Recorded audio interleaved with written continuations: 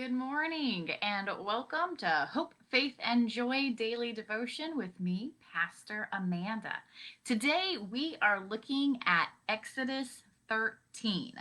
So the Israelites have finally been released or pushed out by Pharaoh. And immediately, what we go into are two more ceremonies, rituals that the Israelite people are to practice for the rest of time.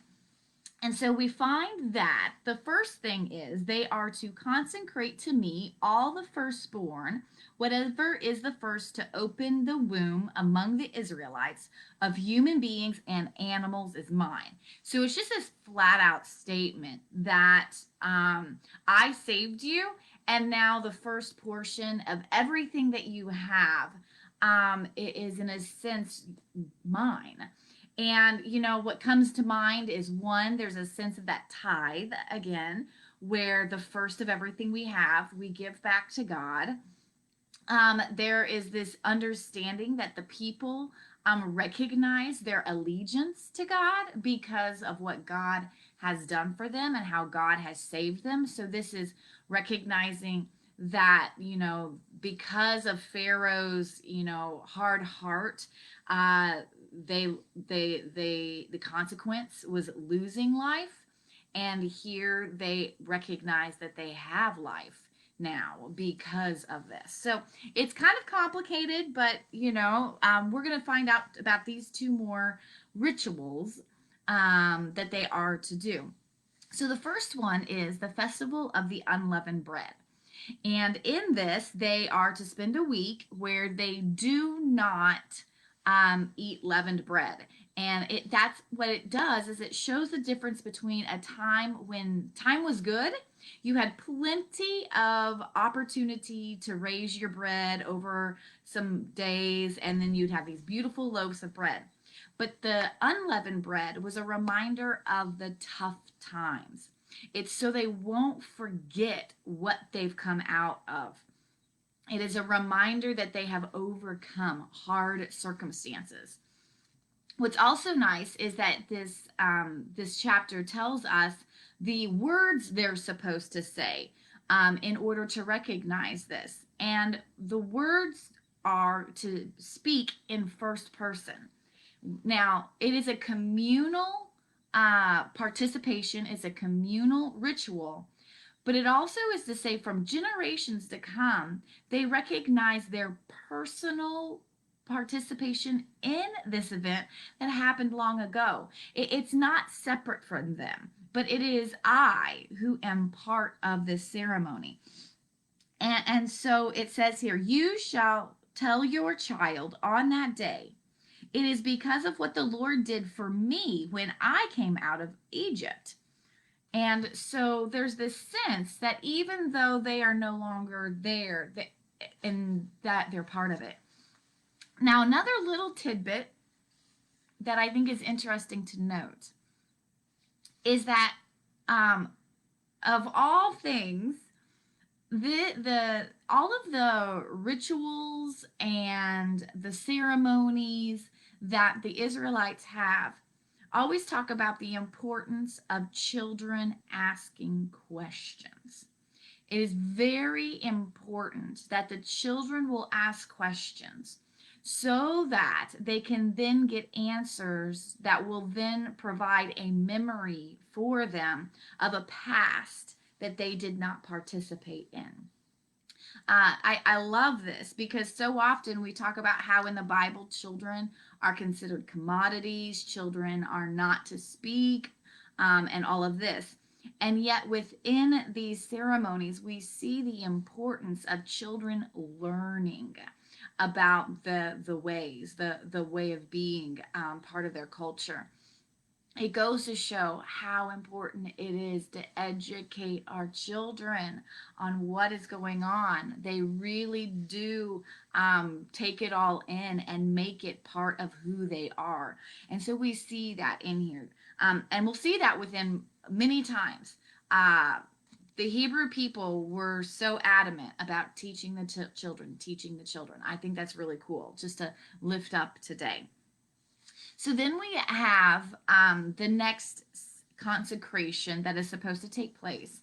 And it says that for every male animal that is born, the first male animal that comes from the womb is to be offered to God as an offering.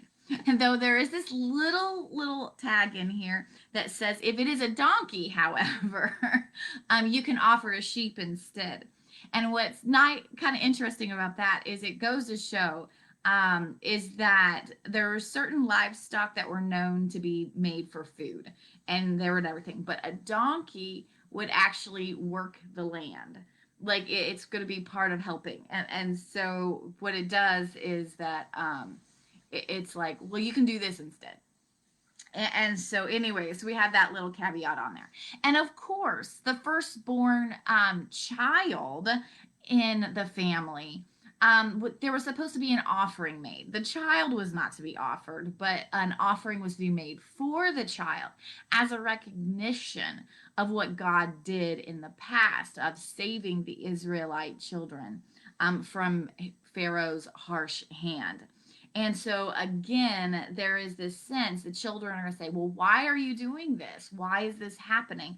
And then there is an answer. Therefore, I sacrifice to the Lord every male that first opens the womb, but every firstborn of my sons I redeem. And so I redeem my sons. And so it's very important to recognize personal participation in a past that they were not part of. So that's really kind of cool. So then it jumps forward to now we're traveling again into the wilderness. And we find that it says that God said that we're going to take a roundabout route. We're not going to go the most common route. Because if we go the common route, we know that it is highly guarded and the chances of war are very high.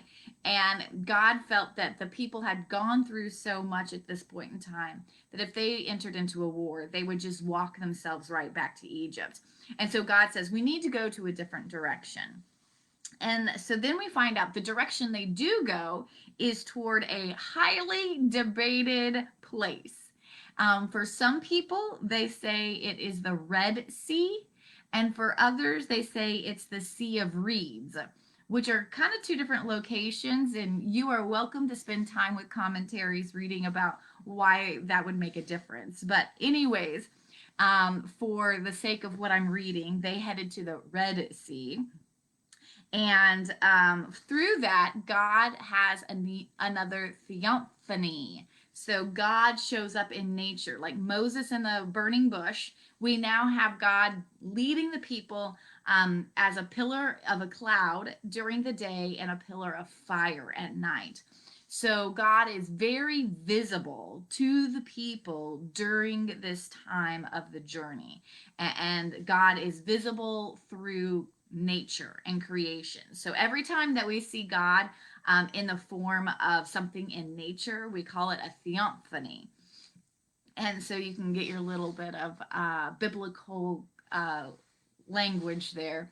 And so that's what we see. And so God now is in front of the people. And when I think about that is how do we put God in front of us, visible in front of us, wherever we're going and whatever we're doing, how do we put God in front of us? And in the daytime and in the nighttime, all the time that we put God in front of us. And so that's a great place to end today and leave yourself with a little bit of hope, faith, and joy here this morning. And thanks for joining me. And we'll dive into chapter 14 tomorrow. Have a great day.